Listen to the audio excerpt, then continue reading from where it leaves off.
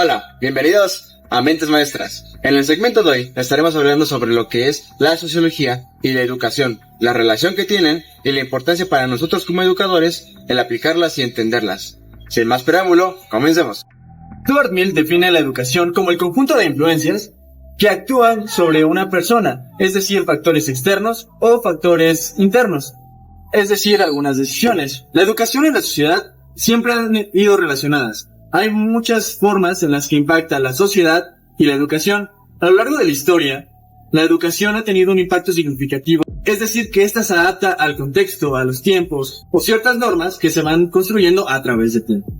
Estas definiciones nos muestran la complejidad y la riqueza que hay entre la interacción sobre la educación y la sociedad, destacando su influencia y relación para los cambios sociales y las adaptaciones que éstas sean necesarias a través del tiempo. A partir de ahora vamos a empezar a hablar sobre la relación que tiene la sociología con la educación.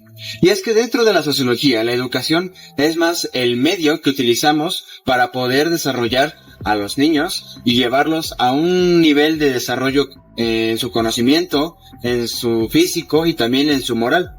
Es decir, dentro de la sociología, la educación es el medio que se ocupa para poder desarrollar a un niño para que pueda pertenecer a un grupo social.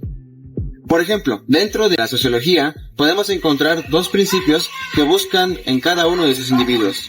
Primero, que la educación genere en los niños estados físicos y mentales que le permitan pertenecer a un cierto grupo. Es decir, que este grupo pida que estas habilidades florezcan en cada uno de sus integrantes. El segundo requerimiento que podríamos decir se pide es que cada uno de estos niños también genere ciertas habilidades o conocimientos que el grupo crea que deben de tener o que deben de generar para poder pertenecer a su grupo. Y es que realmente cada sociedad tiene el propio ideal de lo que debería de ser el hombre. Por lo tanto, cuando hablamos sobre la sociología, hablamos sobre grupos o comunidades. Usualmente cada uno de nosotros buscamos pertenecer a un grupo. Podríamos decir que un grupo en mayoría tiene los mismos ideales o las mismas formas de pensar. Por ejemplo, dentro de un país, usualmente la gente llega a pensar de la misma forma o a actuar de formas parecidas, tanto físicas, mentales o incluso también dentro de la moral, ya que al pertenecer al mismo grupo y al de ir desarrollando habilidades comunes, generamos también ideales comunes. Ya que tenemos comprendidas las definiciones anteriores, pasamos a definir lo que es el carácter social de la educación. ¿Cómo lo podemos definir? Pues bien, primero hay que tomar en cuenta que dentro de cada individuo existen dos seres, uno individual y uno social. El individual se encarga de procesar diferentes estados mentales privados, o sea, es aquel que ayuda a construir la identidad personal.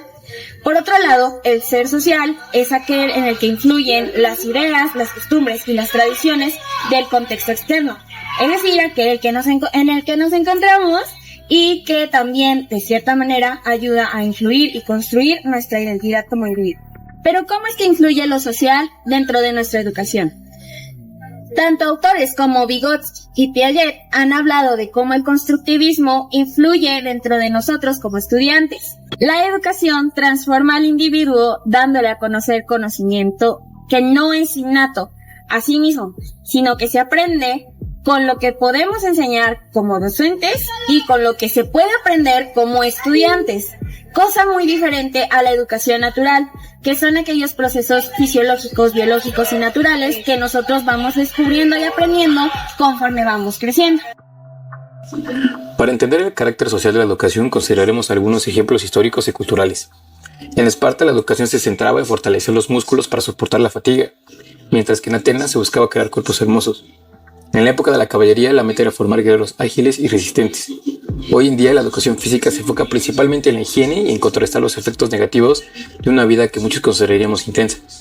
Esto muestra que incluso las cualidades aparentemente deseables son buscadas por el individuo solo cuando la sociedad lo incita a hacerlo, y las busca en la forma en la que este individuo las percibe. La sociedad moldea a los individuos según sus necesidades. Sin embargo, los individuos se benefician de esta sumisión porque la acción colectiva a través de la educación crea lo mejor para cada uno de nosotros. En esencia, el hombre solamente es hombre porque vive en sociedad. Aprender una lengua es un claro ejemplo de este proceso. Al aprender un idioma, nosotros heredamos siglos de experiencias y clasificaciones elaboradas. Sin la sociedad, el hombre retrocedería a la condición animal, limitándolo a los frutos de sus esfuerzos meramente personales. Por lo tanto, lejos de existir un antagonismo entre la sociedad y el individuo, ambas se implican mutuamente. Al optar por la sociedad, el individuo también opta por sí mismo. La acción social, especialmente a través de la educación, no busca contrañir al individuo, sino enlazarlo y convertirlo en un ser verdaderamente humano. Este proceso, aunque requiere esfuerzo, es una de las características más esenciales que tiene todo hombre. Y hoy esperamos que ustedes puedan aprender un poco más acerca de la educación y la sociología, su relación y cómo podemos comprenderlo de mejor forma para nuestra rama.